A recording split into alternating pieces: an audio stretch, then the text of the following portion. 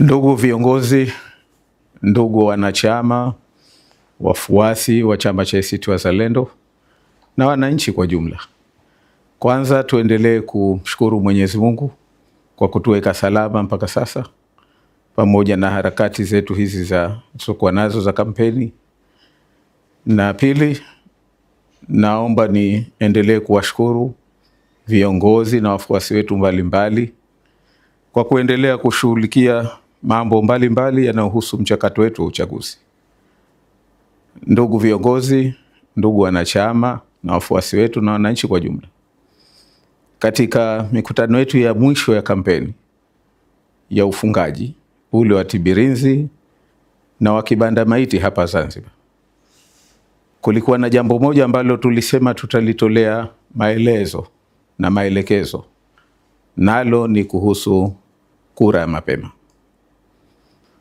Tulikubaliana kuchukua hatua hizo kwa sababu tulihisi kwa mazingira yake tulihitaji kushauriana na vyombo na taasisi mbalimbali na hasa mamlaka za nchi katika namna au kwa ajili ya kukabiliana na changamoto zile ambazo tunaona zilijitokeza. Nina furaha kuambia kwamba baada ya kushauriana na vyombo hivyo na mamlaka za nchi, naomba nieleze yafuatayo. Kwanza, tumekubaliana kwamba zile changamoto za msingi ambazo zilikuwepo, na ambazo la kwanza ni kuhusiana na uwazi wa orodha ya wapiga kura ambao wengi imewashangaza, sisi imetushangaza kwa sababu inawapiga kura kwanza wengi, hamna picha, na pia wengi wanaonekana kwamba hawahusiki na upigaji wa kura ya mapema kama ilivyoelezwa katika sheria. Na jambo la pili ni kuhusiana na usimamizi wa kura ambazo zitapigwa siku ya uchaguzi wa mapema. Suala kubwa lilikuwa ni kwamba kura hizi zitahifadhiwaje ili kuweka uwazi wake na credibility yake, lakini na la pili kwamba kutakuwaje na uhakika wa kwamba ni kura kweli zile ambazo zimepigwa. Sasa mambo haya mawili kusema kweli yalikuwa ni changamoto kubwa sana. Baada ya kukaa na vyombo, baada ya kukaa na mamlaka za nchi, tumekubaliana mambo haya mawili. Kwanza kwamba orodha itapitiwa kwa umakini ili wale tu ambao wanahusika na upigaji wa kura ya mapema ndio wapige kura ya mapema. Na la pili kwamba baada ya kupigwa hii kura ya mapema, kura zihesabiwe, kila mtu ajue matokeo, lakini matokeo haya hayatokwenda kutakaswa. Sasa baada ya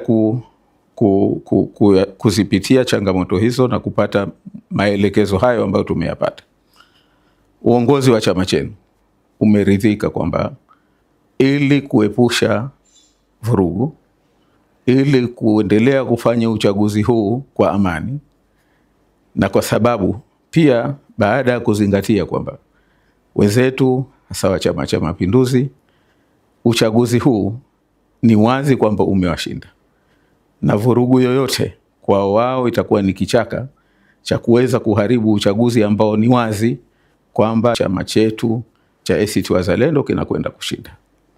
Kwa hivyo ili kuepusha yote hayo, tuwaombe la kwanza, kesho siku ya uchaguzi wa kura ya mapema, wale wanaohusika tuna kura ya mapema ndio waende vituoni.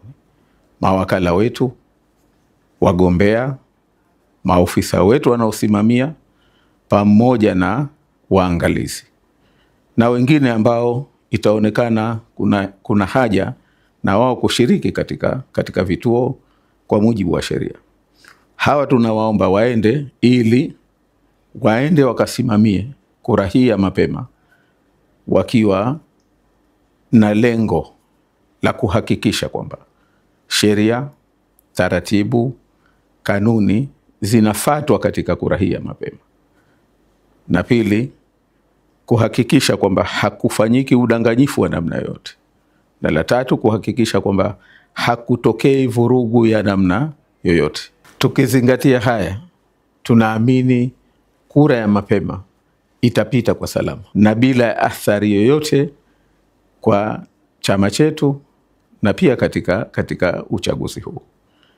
Tunachoomba wananchi, tunachoomba wanachama wetu, tunachoomba viongozi, tuendelee kusimamia usalama. Tuwe watulivu, tuwe na amani, tuepuke kupelekeana maneno yaliyokuwa ni ya uvumi, ya uzushi na taarifa yoyote.